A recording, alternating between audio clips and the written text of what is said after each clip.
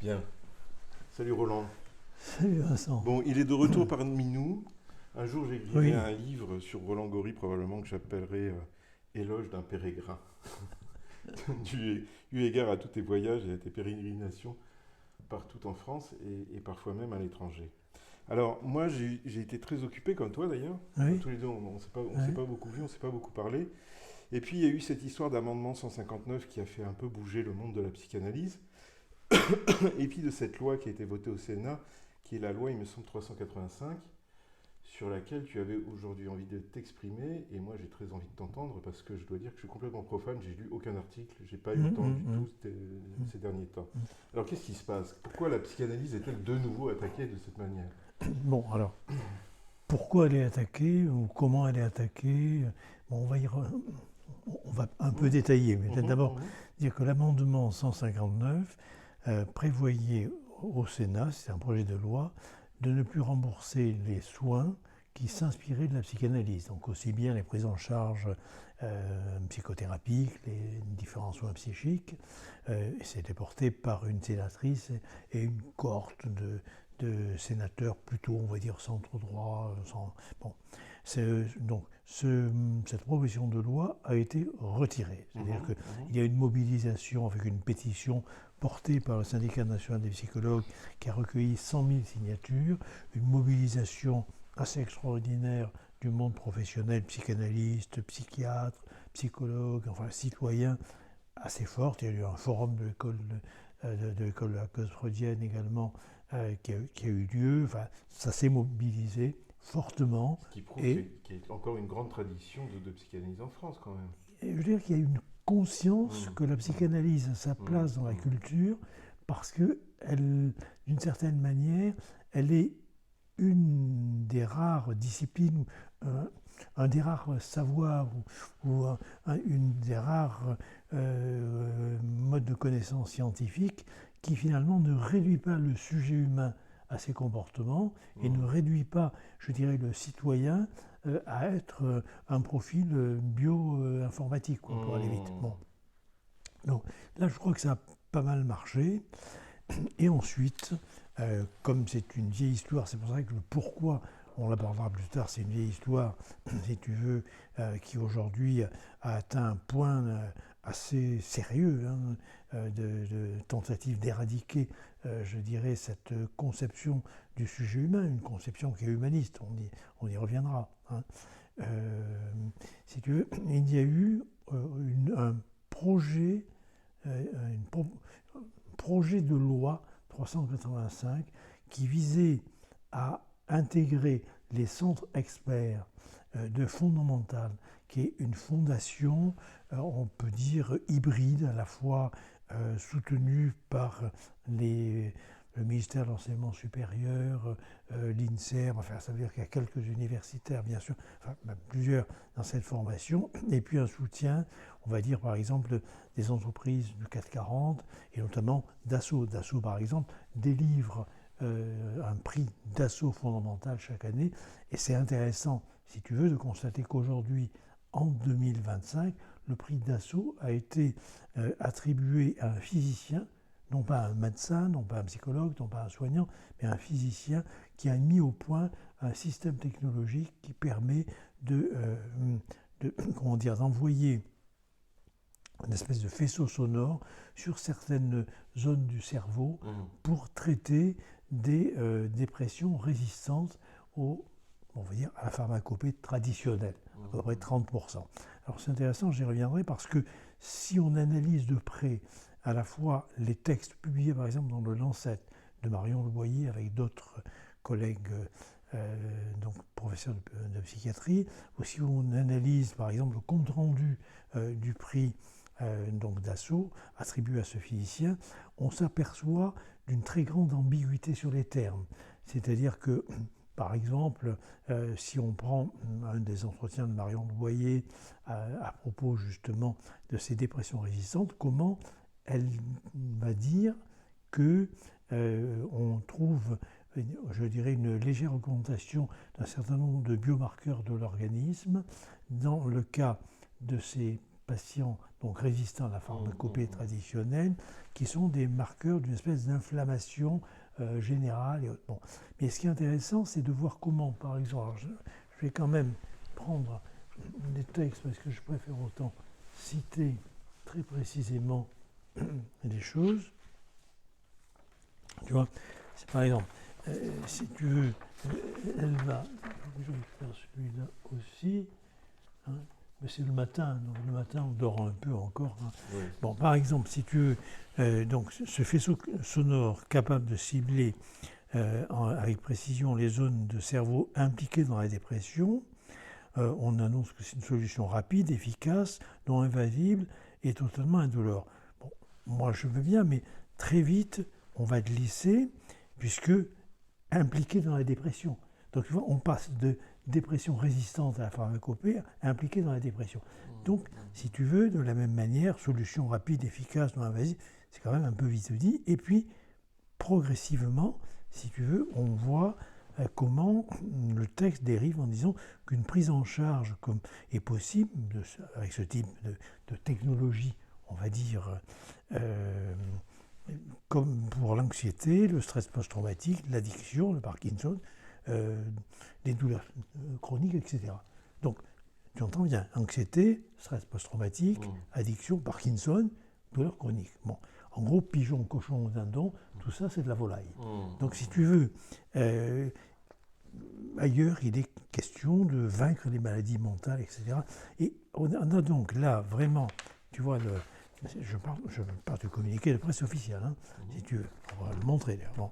Donc, on a là, d'une certaine manière, on va être très clair pour passer à autre chose, une espèce d'extrapolation abusive de résultats partiels, c'est-à-dire une espèce d'interprétation hyperbolique de résultats partiels, qui est la signature même de ce que Georges Guilhem nous a appris à, je dirais, diagnostiquer, pour le coup, comme étant de l'idéologie scientifique et pas de la rationalité scientifique.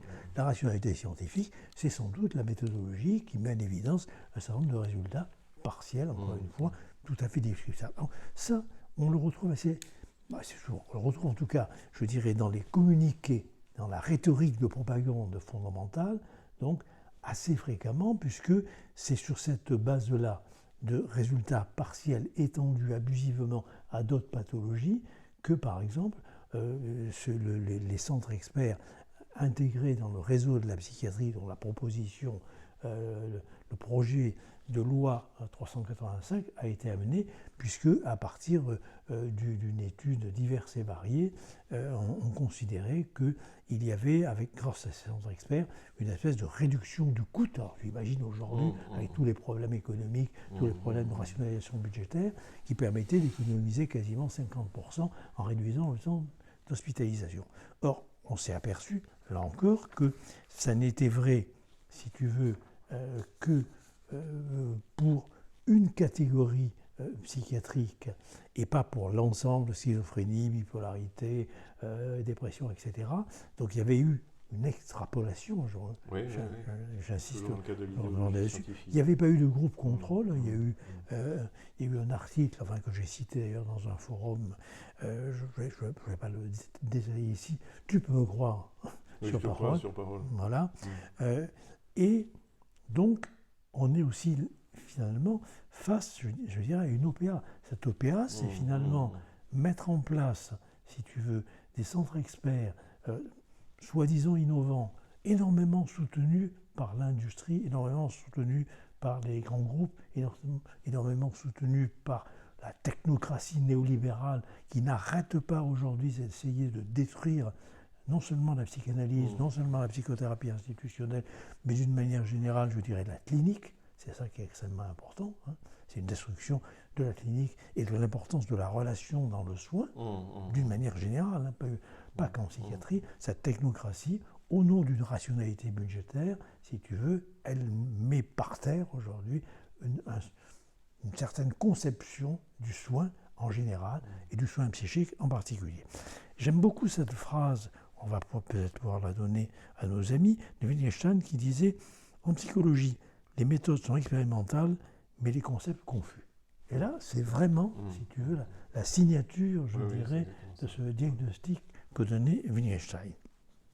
Alors, ça c'est important parce qu'en même temps, tu vois, j'ai été la semaine dernière reçu par les petits frères des pauvres dans, je dirais, la partie écoute-solitude, c'est-à-dire les bénévoles qui écoutent, si tu veux, les gens en détresse, en particulier tous ceux qui ont plus de 50, 60 ans. Et, même si 50 ans aujourd'hui, c'est un peu l'adolescence, comme tu le sais. Bon, mais il n'empêche que quand ça a été fondé, on considérait que c'était l'isolement des personnes âgées, etc. Et c'est incroyable parce que, si tu veux, j'ai eu comme chiffre que pendant ce temps-là, donc pendant tous ces trucs, on va revenir sur, bien sûr, les centres experts, mais pendant ce temps-là, tu as 750 000 personnes âgées en situation de mort sociale. Écoute Solitude fait ce diagnostic, et il le faut sur la base du terrain. Tu comprends, moi ce que je veux, c'est réhabiliter le terrain. Les centres experts, j'ai rien contre que ça existe. Moi, je n'ai jamais été, tu sais, un ayatollah de la psychanalyse. J'ai toujours été pour la pluralité des approches, pour la diversité des théories. Oui, plus on a d'outils dans la caisse, mieux c'est. Tu vois, utiles, il faut partir du terrain. Or, les centres experts, si tu veux, c'est quand même des universitaires, c'est aussi des technocrates, etc. Et c'est aussi quand même une espèce de biologisation des souffrances psychiques et sociales. C'est ça qui est extrêmement important, tu vois. Et alors, donc, je reviens sur Écoute Solitude. Il constate qu'il y a une augmentation de 150% des appels en 8 ans. Donc, ce que je veux dire par là, c'est qu'on va, donc, au nom de résultats partiels, abusivement extrapolés, bon, au nom, il faut bien le dire, d'une certaine influence sociale, médiatique, de poids divers et variés, introduire, si tu veux, les centres experts, donc, de fondamental, qui est quand même dérivé de l'Institut Montaigne, c'est-à-dire une institution néolibérale. Je crois que c'est ça qu'il faut voir. C'est pas par hasard que c'est porté par Horizon, par les Républicains, etc. Bon, bref. Et à côté de ça, il y a des besoins énormes. À côté de ça, il y a des gens en détresse. À côté de ça, il y a une réduction considérable, si tu veux, des lits d'hospitalisation en psychiatrie. Bon, de l'ordre de 88 000 fermetures de lits. À côté de ça, tu as, si tu veux, 48% de postes de praticiens hospitaliers en psychiatrie qui ne sont pas pourvus. À côté de ça, tu as une conception de la psychiatrie comme étant vraiment la parente pauvre, si tu veux, de la médecine, fort peu attractive pour les étudiants qui passent des épreuves classantes du concours national d'internat. Donc, bon, et comme les sénateurs ne sont pas tous, bien évidemment, si tu veux, sans stratégie très habile, n'est-ce pas ? Lorsque on a mobilisé, notamment, il y a eu une pétition de l'évolution psychiatrique qui a recueilli 23 000 signatures, lorsqu'il y a eu un forum de l'évaluation psychiatrique, lorsqu'il y a eu des professionnels qui, évidemment, on dit non, ça ne va pas, quoi. Vous ne connaissez pas notre métier. Vous ne connaissez pas la prise en charge des patients. Et d'ailleurs, il faut bien voir que les technocrates qui sont en train de démolir la psychanalyse aujourd'hui, n'est-ce pas, eh bien, sont des médecins de santé publique ou ce sont des juristes spécialistes de management des hôpitaux, mais ce ne sont pas des gens qui ont travaillé sur le terrain. Ils essaient de légiférer une situation dont ils ignorent totalement, si tu veux, la substance, le contenu, si tu veux, la singularité. Bon, bref, je reviens. Donc, qu'est-ce qu'ils ont fait ? Ils ont réécrit la loi. Et donc, le sénateur Milon, pour ne pas le citer, sénateur de Millon, Alain Millon. Millon. Bon, oui, pour le sénateur du Vaucluse, n'est-ce pas ? Bon, médecin généraliste, si tu veux. Bon. Eh bien, il a proposé une loi où disparaît vraiment, je dirais, l'outrance et la prétention, l'arrogance des centres experts de fondamental en parlant d'un soin en troisième ligne. Bon, mais bon, on va à l'essentiel. L'essentiel, si tu veux, c'est la mise sous tutorat de toutes les petites mains de la psychiatrie, psychiatres, si tu veux, psychologues, orthophonistes, travailleurs sociaux, infirmiers, éducateurs, etc.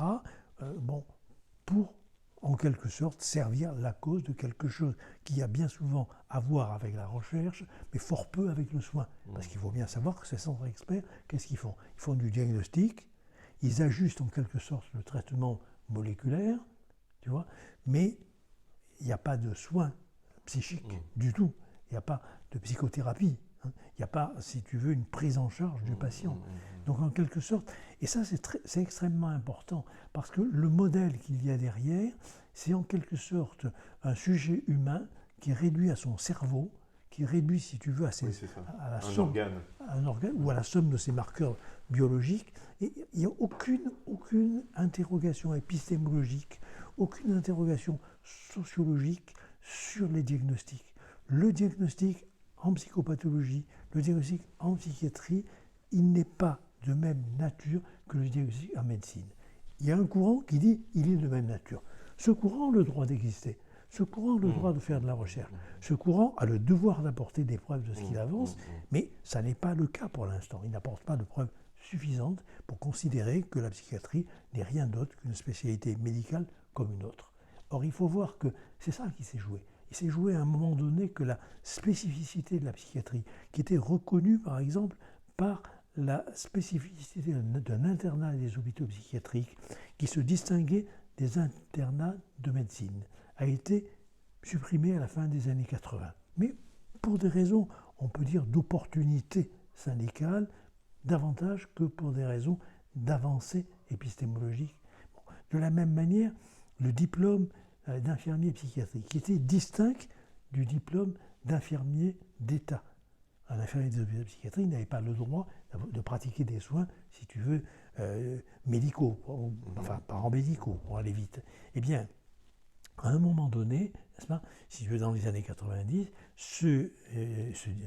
cette formation spécifique, qui voulait dire qu'en gros, quoi, ça veut dire quoi? François Perrier dit un truc, qui est un grand psychanalyste, dit un truc très juste là-dessus. En gros, l'interne en psychiatrie, ou l'infirmier en psychiatrie, ou le psychologue en psychiatrie, il ne s'intéresse plus à comment les gens vont mourir pour aller vite. C'est-à-dire le paradigme, si tu veux, n'est plus la méthode anatomoclinique, si tu veux, c'est comment les gens vivent.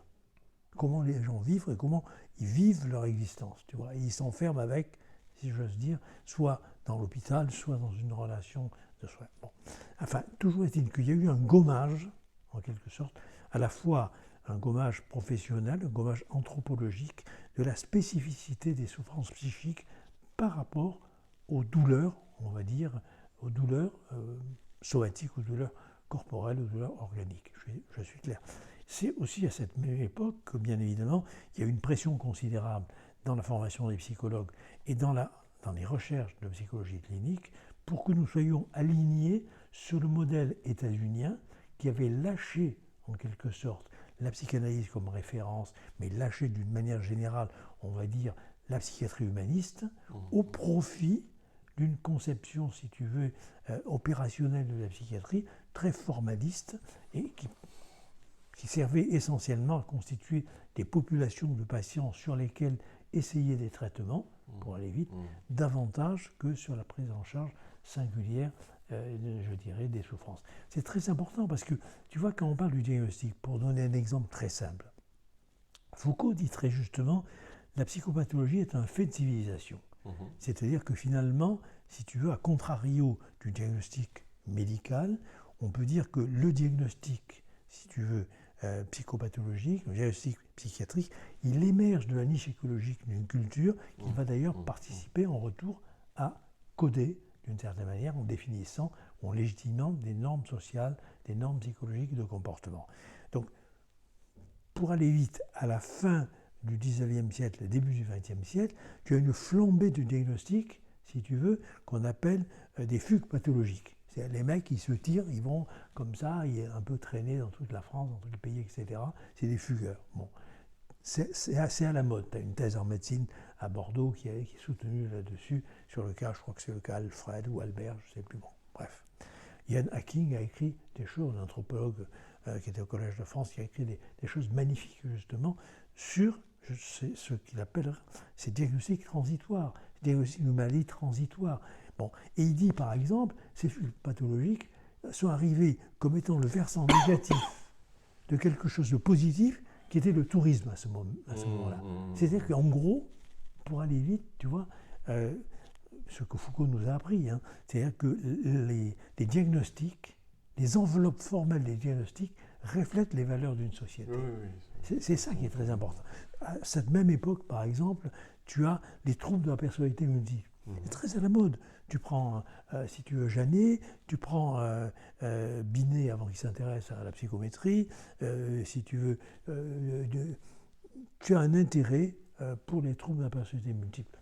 Puis les troubles de la personnalité multiple, ça disparaît. Ça va réapparaître aux États-Unis, hein, si tu veux, dans les années 60, 70, 80, on pourra en reparler un jour si nécessaire. Mais donc, ça veut dire que, par exemple, à partir de 1975, la dépression qui était considérée comme un syndrome, ce n'était pas une maladie, c'était un syndrome, si tu veux. Et il fallait savoir, ce syndrome, à quoi il était connecté. Est-ce que c'était une névrose hystérique? Est-ce que c'était une psychose maniaco-dépressive? Est-ce que c'était une névrose post-traumatique et quelque chose de réactionnel? Si tu veux, va devenir une entité à son compte. Et à partir de ce moment-là, eh ben, par exemple, c'est le travail de Philippe Pignard, si tu veux, je crois que c'est entre 1976 ou 15 et 1992, le diagnostic est multiplié par 7. Ça ne veut pas dire que tu as 7 fois plus de déprimés. Ça veut dire que tu as baissé le seuil de tolérance d'une société par rapport à ce qu'elle considère comme étant une humeur normale ou bien une humeur pathologique. Oui. Et donc, ce ne sont plus les mêmes qui vont poser le diagnostic. Donc ce que je veux dire par là, c'est que c'est très fluctuant, c'est très poreux par rapport aux valeurs d'une société. C'est très poreux par rapport aux valeurs d'une culture. Et donc, si tu veux, on n'a pas la même objectivation. Tu vois, c'est pas possible d'objectiver de la même manière. On sait, par exemple, si tu veux, tu as quelqu'un qui a écrit un livre formidable de Christopher Lane qui s'appelle « Comment l'industrie pharmaceutique a médicalisé les émotions », dans lequel il montre que, par exemple, il suffit de changer un petit peu les items qui te permettent de poser un diagnostic pour qu'on passe d'une phobie sociale, si tu veux, à l'anxiété sociale, et qu'on va passer de 5% d'Américains souffrant de phobie sociale à 20% souffrant, si tu veux, d'anxiété sociale. Tu as changé un peu les manières de diagnostiquer, et du coup, tu multiplies les diagnostics, et bien sûr, qu'est-ce qu'il y avait derrière? Une très grosse publicité des laboratoires pharmaceutiques pour le Paxil, c'est-à-dire le Deroxa pour prendre l'équivalent français. Donc ce que je veux dire par là, c'est qu'on est dans un domaine qui est un domaine extrêmement délicat et qui ne peut pas, de mon point de vue, épistémologiquement parlant et politiquement parlant, être réduit à une pure pratique médicale. Et donc qu'est-ce qui fait aujourd'hui, si tu veux, qu'est-ce qui fait aujourd'hui, en quelque sorte, qu'il y ait ce soutien massif du pouvoir politique en faveur justement de tenants d'une théorie qui réduisent le sujet humain à son cerveau conçu comme ordinateur et, si tu veux, à ses souffrances psychiques et sociales conçues comme des déficits? C'est ça la grande question. Oui. Alors, je ne sais pas si on peut la développer maintenant. Vas-y. Bon, il faudra une deuxième émission là-dessus. Mais tu vois, je suis d'accord bien évidemment, mais si tu veux, je voudrais donner quand même cette citation de Canguilhem. Canguilhem, pour moi, c'est ton préféré. C'est mon préféré. Un de tes préférés. Un de mes préférés, voilà. Il y a Voltaire Benjamin, il y a Foucault, il y en a. Benjamin. Ouais. Bon, et si tu veux, en gros, tu vas comprendre, mais tu le sais très bien d'ailleurs, je ne vois pas pourquoi je te dis tu vas comprendre, parce que tu sais très bien tout ce que je raconte. Parce que tu es professeur. Ouais. C'est mon côté professeur. C'est ton côté professeur, c'est mon côté professeur qui revient. Oui. Bon, il y a des gens qui ne supportent pas, qui disent que je fais de longs monologues comme ça. De longs monologues. J'avais entendu autre chose. Tu avais entendu le monologue? J'avais entendu de l'ombre sur la langue. Ah oui, c'est joli ça. C'était joli. C'est beau. Ouais, tu es un poète, toi. Ouais, alors, tu sais que j'ai écouté une émission d'Agamben, formidable. Sur quoi? D'Agamben, Georges Agamben. Oui. Formidable. D'ailleurs, on en parlera peut-être dans la deuxième émission là-dessus. Et il dit cette phrase superbe, il dit « Le poème, c'est bien sûr une opération de langage, mais c'est une opération de langage où le langage déconnecte sa fonction de communication. » On le retrouve chez Deleuze, l'information. C'est fort. Juste comme ça, cette semaine, j'ai un patient qui a fait un lapsus formidable. Il voulait dire « il est fonctionnaire ». Il a voulu dire « je suis dysfonctionnel », il a dit « je suis dysfonctionnaire ». Il sait pas où celui-là. C'est très beau, oui. Il est très beau, je trouvais très poétique. Bon, Allez, on reprend. On reprend. Alors, à propos des lapsus, il faut d'ailleurs écouter la communication, l'intervention du sénateur Millon, qui il propose. Il en fait 3 ou 4 magnifiques. C'est pas vrai. Si, le premier, je ne sais plus très bien ce qu'il raconte, mais il met une négation, puis il se reprend, il fait une affirmation, puis une négation. Mais après, je crois qu'il dit passant à la place de patient. Là, c'est formidable. Parce qu'effectivement, les patients des centres experts sont quelque part des passants. Il dit la vérité. Ce mec dit la vérité, je crois. Il dit la vérité, mais il devrait être à la hauteur de sa vérité. Ouais. Bon. Alors, on revient sur Canguilhem. Que pourrions-nous avoir contre l'ordinateur si notre cerveau est lui-même un ordinateur? C'est l'ordinateur chez soi, pourquoi pas, puisqu'un ordinateur est en chacun de nous. Un modèle de recherche scientifique a été converti en machine de propagande idéologique à 2 fins. Prévenir ou désarmer l'opposition à l'envahissement d'un moyen de régulation automatisé des rapports sociaux. Dissimuler la présence du décideur derrière l'anonymat de la machine. Alors quand tu me dis pourquoi la psychanalyse est attaquée, mais tu l'as la réponse. Ouais. Il nous la donne. Et c'est 1980.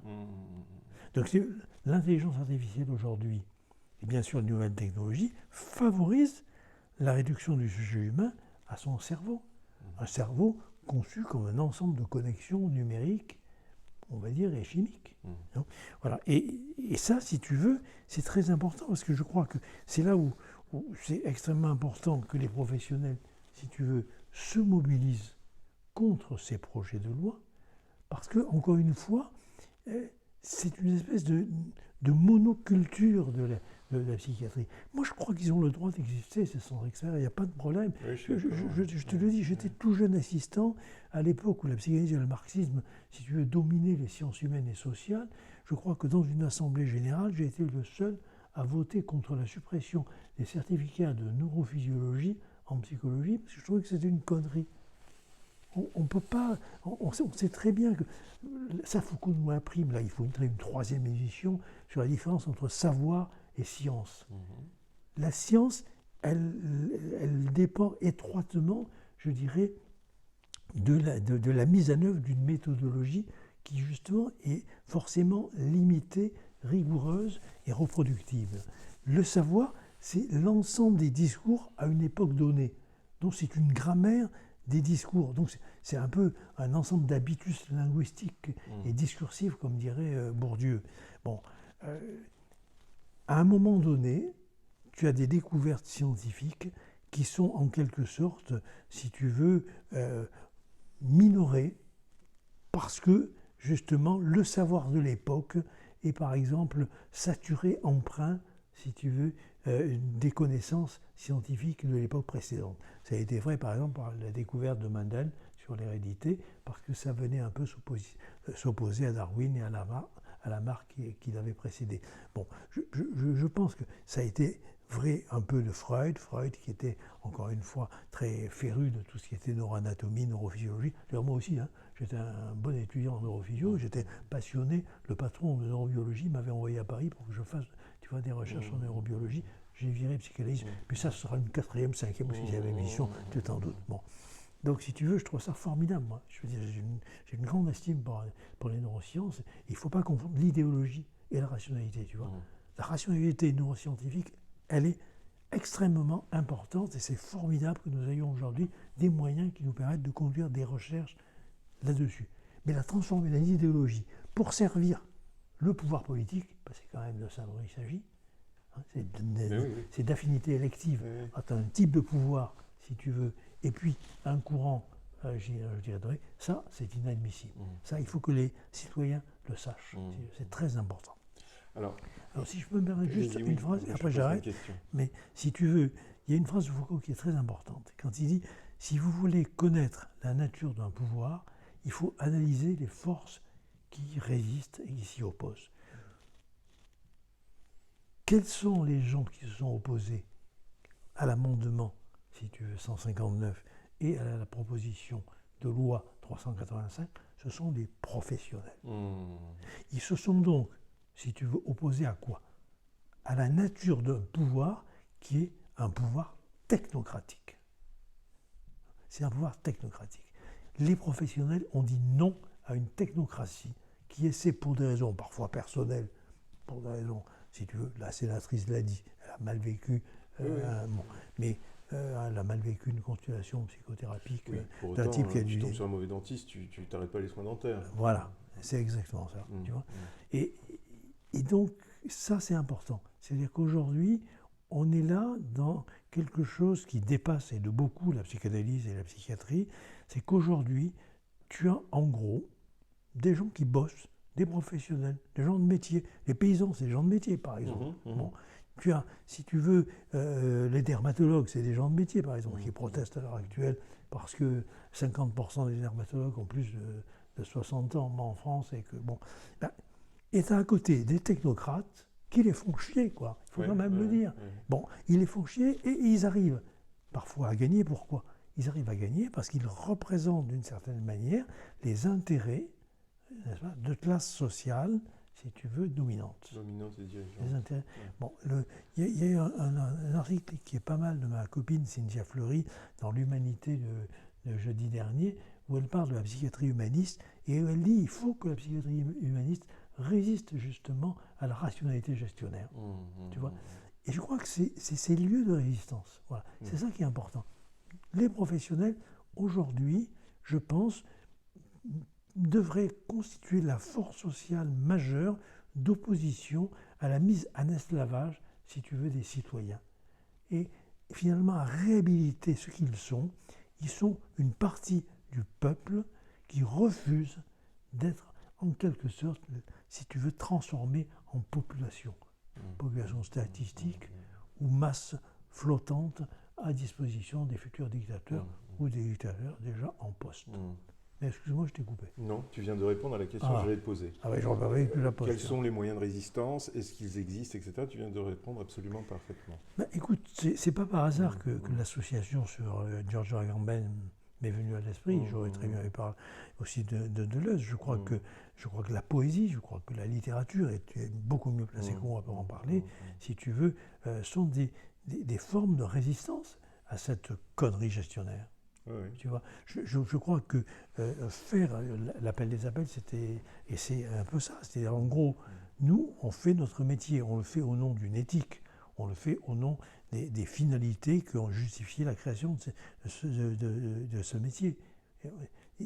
Et donc, au nom du métier, au nom des services que l'on doit rendre, au nom de notre éthique, au nom de notre liberté méthodologique. Liberté méthodologique, c'est notre pouvoir d'agir. C'est ça qui est important. Ça ne veut pas dire qu'on n'a pas de compte à rendre. On a des comptes à rendre sur, justement parce qu'on a le pouvoir d'agir, on a des comptes à rendre sur nos actions. Tu vois. Mais il ne faut pas les formater. Il ne faut pas les standardiser. Il ne faut pas les protocoliser. Nous ne sommes pas des termites. Et l'enjeu, il est là, aujourd'hui. Et ça, c'est une autre histoire.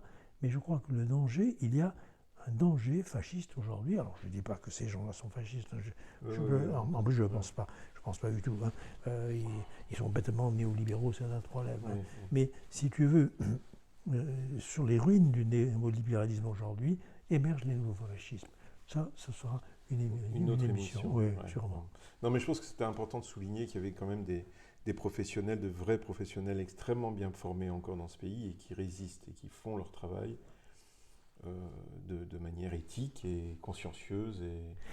Et oui, et qui sont à l'heure actuelle attaqués par une architecture bureaucratique, je ne donnerai pas de nom, hein, mais dont on peut dire que les pôles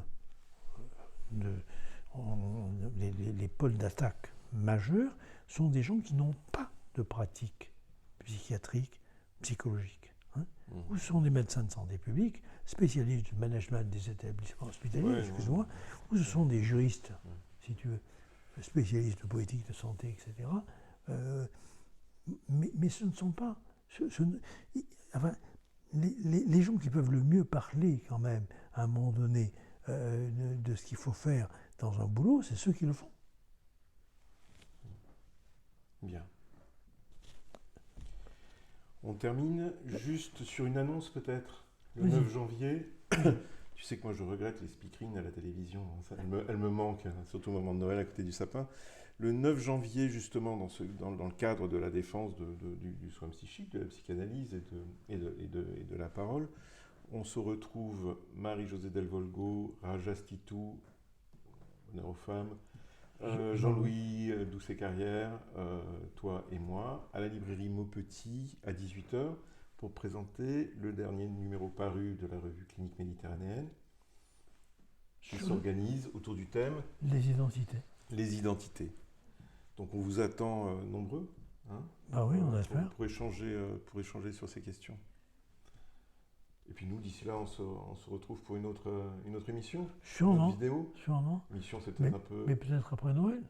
Pourquoi pas? Hein? C'est bien après Noël. Bah, c'est la semaine prochaine, Noël, de toute façon. Bah oui, oui. Voilà, on est perdu. Bah alors bonne fête. Hein. Bonne fête à tous, bonne fête à toi. Salut à toi.